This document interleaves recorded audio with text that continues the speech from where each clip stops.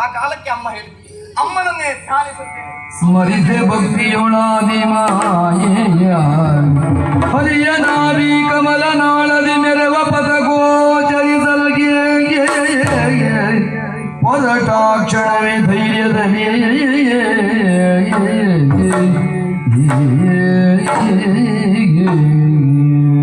ಅವಣಿ ಒದಗಿರುವಂತಹ ಕಾಲಕ್ಕೆ ತಾಯಿಯನ್ನಲ್ಲದೆ ಇನ್ಯಾರನ್ನ ನಾವು ಸ್ತುತಿ ಮಾಡು. ಆ ಕಾರಣಕ್ಕಾಗಿ ಭಕ್ತಿಯಿಂದ ಅಮ್ಮನನ್ನ ಸ್ತುತಿ ಮಾಡಿರುವಂತಹ ಹೊತ್ತಿನಲ್ಲಿ ತಾಯಿಯೇ ಆಡುತ್ತಾ ಇದ್ದಾಳೆ. ಹರಿಯ ನಾಭಿ ಕಮಲದ ಮೂಲಕವಾಗಿ ಹೊರಬಾ ಕಂದ. ಸರಿ, ಕಾಣುತ್ತಾ ಇದೆಯಲ್ಲ ಬೆಳಕು, ಅದನ್ನೇ ಹಿಡಿದು ಹರಿಯ ನಾಭಿ ಕಮಲದ ಮೂಲಕವಾಗಿ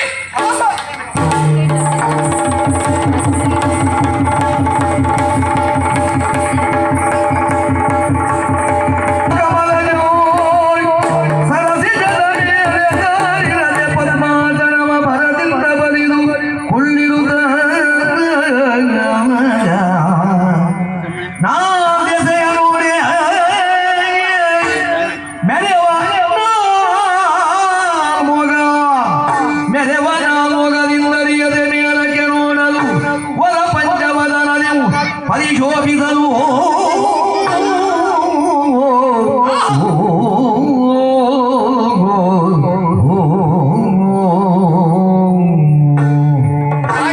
ಮಾತಿನಂತೆ ಹರಿಯ ನಾಭಿ ಕಮಲದ ಮೂಲಕವಾಗಿ ಹೊರಬಂದವನಾನು.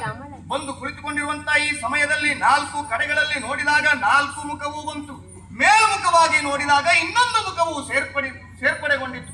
ಅಂತಾದರೆ ಬ್ರಹ್ಮ ಈ ಕಾಲಕ್ಕೆ ಪಂಚಮುಖನಾಗಿ ಪರಿಶೋಭಿಸುತ್ತಾ ಇದ್ದಾನೆ. ಸರಿ, ಹರಿಯ ನಾಭಿ ಕಮಲದಲ್ಲಿಯೇ ಸ್ಥಿರವಾಗಿ ತಾಯಿಯನ್ನ ಭಜಿಸುತ್ತಾ ಹರಿಯನ್ನು ಭಜಿಸುತ್ತಾ ಕುಳಿತುಕೊಳ್ತೇನಂತೆ ನೋಡೋಣ. ಹರಿಯು ಮಲಗಿದ ಯೋಗ ನಿದ್ರೆಯಳು, ಹರಿಯು ಮಲಗಿದ ಯೋಗ ನಿದ್ರೆಯಳು ಇರದೆ ಕನ್ನಡ ಕಿಲ್ಬಿಷವ ಕಿರುಬೆಲನಿರಲಿ ಹೊರಗೆ ತಗೆದನವರಿವರು ನಿಸಿದರು.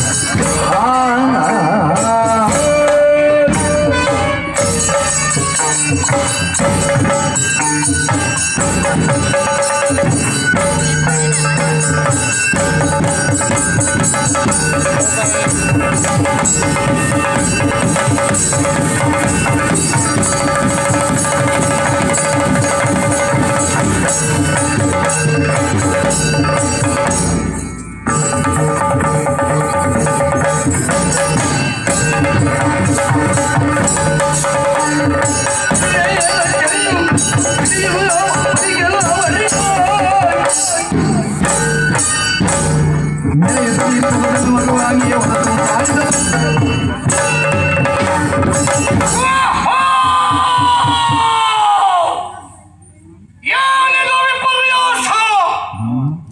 ಎಲ್ಲಿಂದ ಬಂದೆ? ಹೇಗೆ ಬಂದೆ? ಯಾರು ನನ್ನ ತಂದೆ? ಒಂದು ಅರ್ಥವಾಗುತ್ತಾ ಇಲ್ಲ. ನಮ್ಮ ಸೃಷ್ಟಿಗೆ ಕಾರಣಕರ್ತರು ಯಾರು ತಿಳಿದುಕೊಳ್ಳಬೇಕು ಅನ್ನುವ ಉತ್ಸಾಹದಿಂದ ಮುಂದುವರೆದು ಬರ್ತಾ ಇದ್ದೇನೆ. ನನ್ನ ದೃಷ್ಟಿ ಎಲ್ಲಿಯವರೆಗೂ ಅಲ್ಲಿಯ ತನಕ ಜಲರಾಶಿ ಬಿಟ್ಟರೆ ಕಣ್ಣಿಗೇನು ತೋರ್ತಾ ಇಲ್ಲ.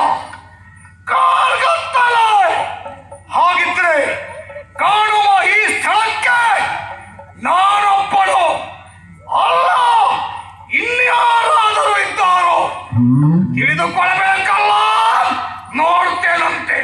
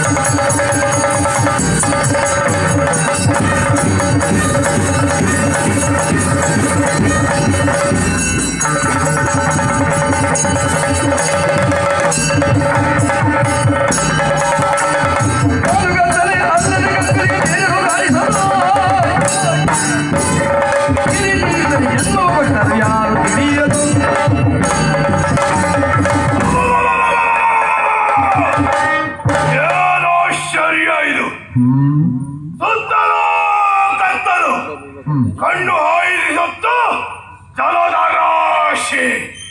ಯಾರು ನಾನು? ಯಾಕಾಗಿ ಬಂದೆ? ಕೆಳಗಿಂದ ಎದ್ದೆನು, ಮೇಲಿಂದ ಬಿದ್ದೆನು, ಏನೂ ತಿಳಿಯುತ್ತಾ ಇಲ್ಲ. ಆದರೂ ನಾನು ಬಂದಿದ್ದೇನಂತಾದ್ರೆ ಹೇಗೆ ಬಂದಿರಬಹುದು? ತಿಳಿಯಬೇಕು ಅಂತಾದ್ರೆ ಮತ್ತೊಂದು ಜೀವಿ ಇರಬೇಕು. ಅದನ್ನು ಕೇಳಬೇಕು ಅಂತಾದ್ರೆ ಸುತ್ತಲೂ ನೋಡ್ತಾ ಇದ್ದೇನೆ, ಯಾವ ಜೀವಿಯೂ ಕಾಣಿಸ್ತಾ ಇಲ್ಲ. ತಡವಾಡುವುದಿಲ್ಲ. ಜೀವಿಯನ್ನ ಅರಸುತ್ತಾ ಮುಂದೆ ಸಾಗ್ತೇನೆ.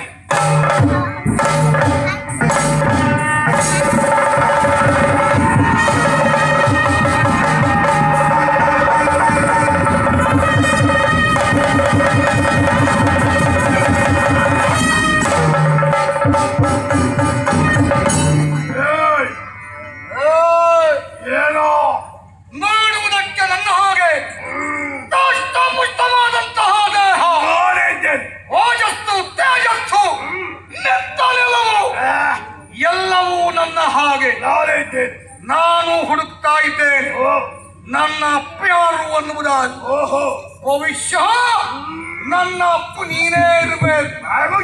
ಅಪ್ಪ ನಾನಿನ್ನ ಅಪ್ಪನೂ ಅಲ್ಲ ಬೆಪ್ಪನೂ ಅಲ್ಲ.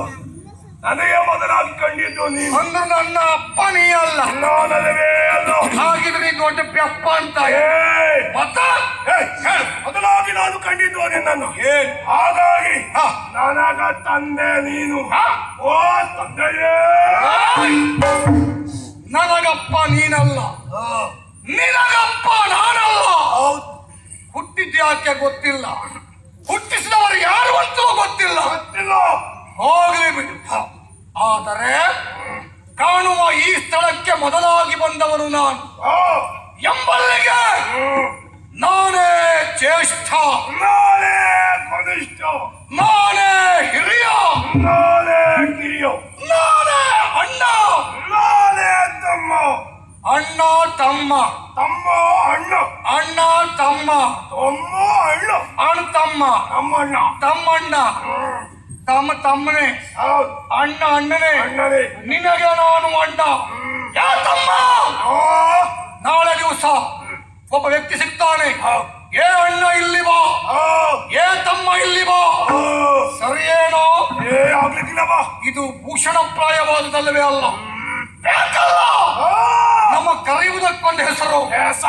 ಯಾರಿದ್ದಾರೆ? ಯಾರಿದ್ದಾರೆ? ನಮಗೆ ನಾಮಕರಣ ಮಾಡುವರು ಯಾರಿದ್ದಾರೆ?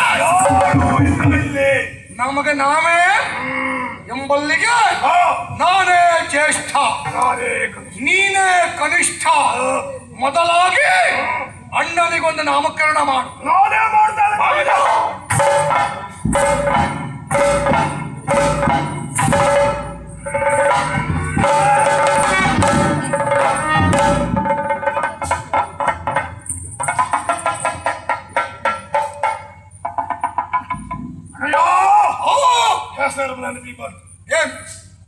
ನಿನ್ನ ದೇಹವನ್ನ ಎಲ್ಲೇ ಸ್ಪರ್ಶಿಸಿದರೂ ಸಹ ಸಂಪೂರ್ಣವಾಗಿ ಪರೀಕ್ಷೆ ಮಾಡಿದೆ. ಮಾಡಿದ್ದೇನೆ ಮಾಡಿದ್ದೇನೆ ಮಾಡಿದ್ದೇನೆ. ಎಲ್ಲಿ ಮುಟ್ಟಿದರು ಮೃದು ಮೃದು ಮೃದು ಮೃದು. ಎಲ್ಲೇ ಮುಟ್ಟಿದರು ತಗಿನ ದೇಹ. ಅಷ್ಟೊಂದು ಮೆತ್ತಗುಂಟು ನನ್ನ ದೇಹ.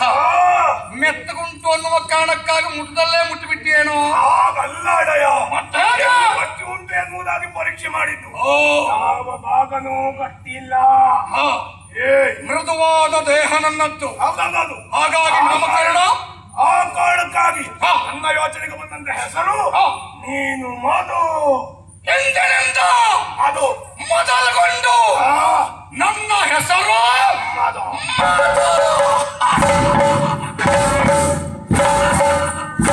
ಹಿಂದಿನಿಂದ ಎಲ್ಲರ ಬಾಯಲ್ಲೂ ನೀನು ಮಧು. ಎಲ್ಲರ ಬಾಯಲ್ಲಿ ಅಂದ್ರೆ ಮಧು ಮಧು ಕರೆಯುವುದಕ್ಕೆ ಹೆಸರು ಬೇಡವು. ಉದ್ಗಾರ ಮಧು ಮಧು ಕನಿಷ್ಠ ಇದ್ದ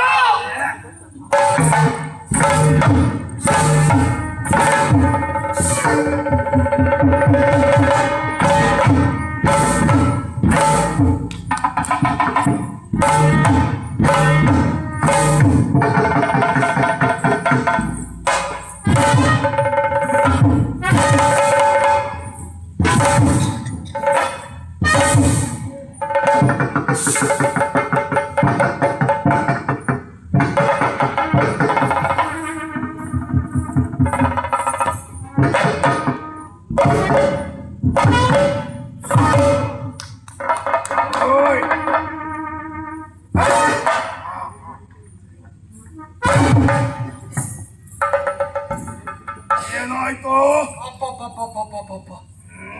ಸಂಪೂರ್ಣವಾಗಿ ಪರೀಕ್ಷೆ ಮಾಡಿದೆ. ನಿನ್ನೀ ದೇಹವನ್ನ ನಾನು ಮೆತ್ತಗೆ. ಏ ದೇವ್ರೇ, ಎಲ್ಲ ಮುಟ್ಟಿದ್ರು ನೀ ಕೊಟ್ಟಿ ಮಹಾರಾಯ ಅಲ್ವಾ? ಅಷ್ಟೊಂದು ಕಾಠಿಣ್ಯ. ಹಾಗಾದ್ರೆ ನಿನ್ನ ಹೆಸರು ಇಂದಿನಿಂದ ನಾನು ಮೊದಲಾದ್ರೆ ನೀನು ಕೈಟಬ. ನಾನು ಕೈಟಬನಾದರೆ ನೀನು ಮಧು. ಮಧು ಕೈಟಬ. ಕೇವಲ ಮಧು ಕೈಟಬರೇನು?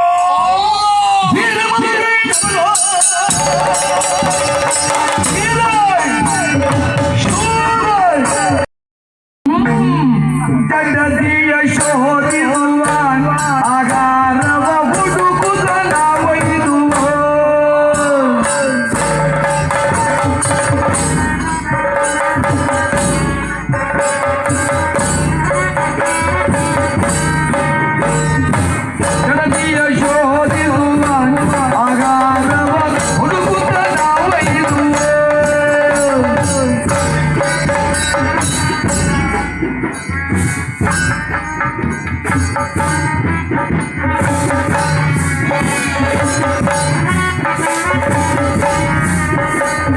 ಗಜದಿಯ ಶೋಧಿಸುವ ಆಹಾರವ ಹುಡುಕುತ್ತ ಬಯಸುವ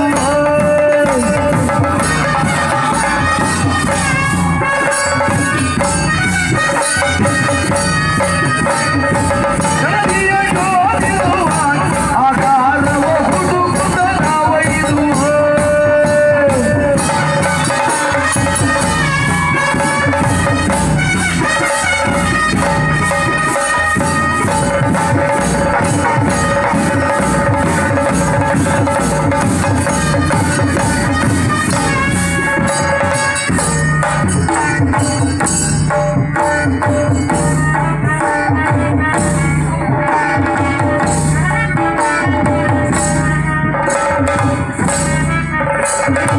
ಜನದಿಯ ಶೋಧಿಸುವ ಆಹಾರವ ಹುಡುಕುತ್ತ ಬಯಸುವ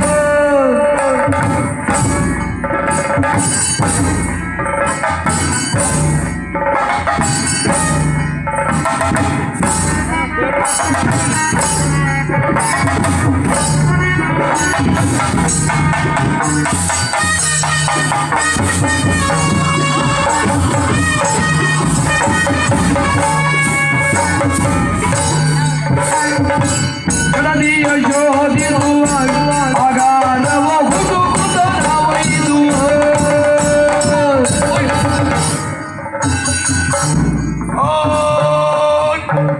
ಏನು ಹೊಟ್ಟೆ ತುಂಬ ಹೇಳೋ ಸಿಕ್ಕಿದ್ರಲ್ವ ಹೊಟ್ಟೆ ತುಂಬಲಿಕ್ಕೆ ಬರೀ ನೀರೇ ಕುಡ್ದಿಯೇನು ಉಪ್ಪು ನೀರು ಕುಡ್ದೆ ಗೊತ್ತಾಯ್ತಲ್ವಾ ತೇಗ್ತಾ ಇದ್ದೆ ಹೊಟ್ಟೆ ಉಪ್ಪೇರಿದೆ ಎಂಬಲ್ಲಿಗೆ ಚರಚರ ಪ್ರಾಣಿ ಸಿಗಲಿಲ್ಲ ಏನ್ ಮಾಡುವುದು ಇಲ್ವಾ ಆಮೇಲೆ ಜಗಳ ಬೇಡ ಎಲ್ಲಾದ್ರೂ ನಮಗೊಂದು ಯೋಗ ಉಂಟು ಅಂತಾದ್ರೆ ಸಿಕ್ಕರೂ ಸಿಗಬಹುದು ಸಿಗಬಹುದು ಅದಕ್ಕೆ ಸಮನಾದ ಪಾಲಾಗಲೇಬೇಕು ಹೌದು 4 ಸಿಕ್ಕಿತು ಅಂತಾದ್ರೆ ಎರಡು ನನಗೆ ಎರಡು ನಿನಗೆ 2 ಸಿಕ್ಕಿತು ಅಂತಾದ್ರೆ ಒಂದ್ ನನಗೆ ಒಂದ್ ನಿನಗೆ ಒಂದೇ ಸಿಕ್ಕಿತು ಅಂತಾದ್ರೆ ನನಗೆ ನಿನಗೆ ಆಗಿಲ್ಲಪ್ಪ ಐ!